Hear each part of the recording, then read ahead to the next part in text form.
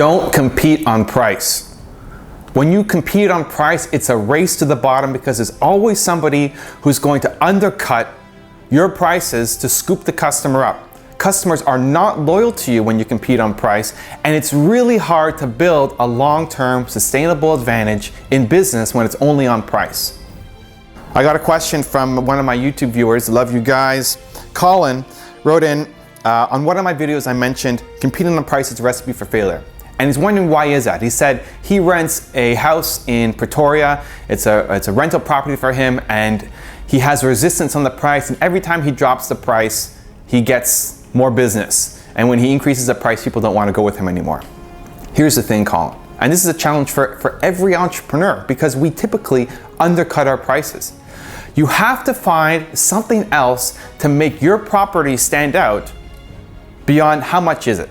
Price is always a factor in any buying decision, but you want to decrease the importance of it for your customers. And it comes from increasing the value of what you're offering. It's not just the location for you. Think about any hotel chain. You've got the budget motels, the slimy places where you might not actually want to spend the night in their bed, but it's super cheap. All the way up to the Ritz-Carltons and the Four Seasons of the world. What's the difference? You could have two hotels across the street from each other, one with a massively different price than the other. It's because the hotel with the higher price has a lot more service. They're offering something different, something that people will pay for that the other guys aren't offering. It attracts a better customer to you. It's attracting people who value service, who will treat your place better, who will refer more clients onto you. You don't want the guys who are just going to pass the low budget, bottom of the barrel clients onto you. You want the guys who can pass on real business to you. So you have to now think about a way to make your place stand out so that the only thing you're competing on is not just price. You should be able to charge that extra $50 or $100 or whatever it is because you're offering so much more value than your competition. And it doesn't have to be things that cost you a lot of money. It's more perceived value. So start thinking about everything that you can do to make the experience better for your customers. So there are some basic things like, do you provide free Wi-Fi, free parking, right? Just look at the hotel industry.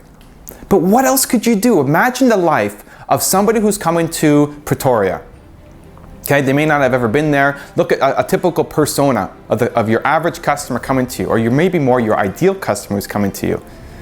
What are their challenges? People pay Four Seasons because of the convenience, because they're helping make those people's lives easier. It's not that people like paying hundreds and hundreds of dollars every night for one hotel room. So what else can you add to the experience of your customer? When they're coming to your place, what are their other problems?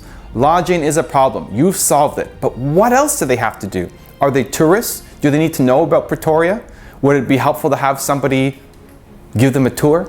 Would it be helpful to have some information in their room about great places to eat, great things to see, any holidays that are coming up, any important festivals or events that are coming up?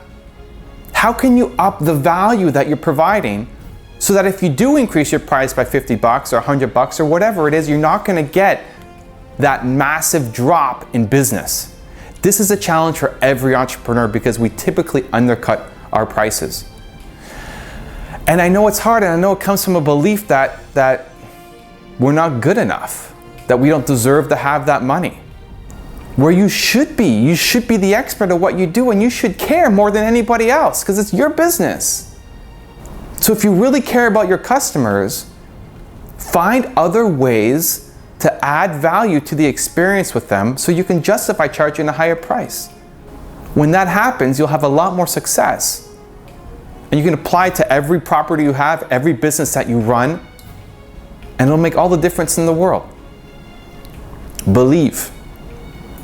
For those of you watching, you like the video, please give it a thumbs up below. And please leave a comment underneath. I want to know what you're thinking. The comments really make my day every day, so I love seeing them come in. Thank you so much, and I'll see you guys soon.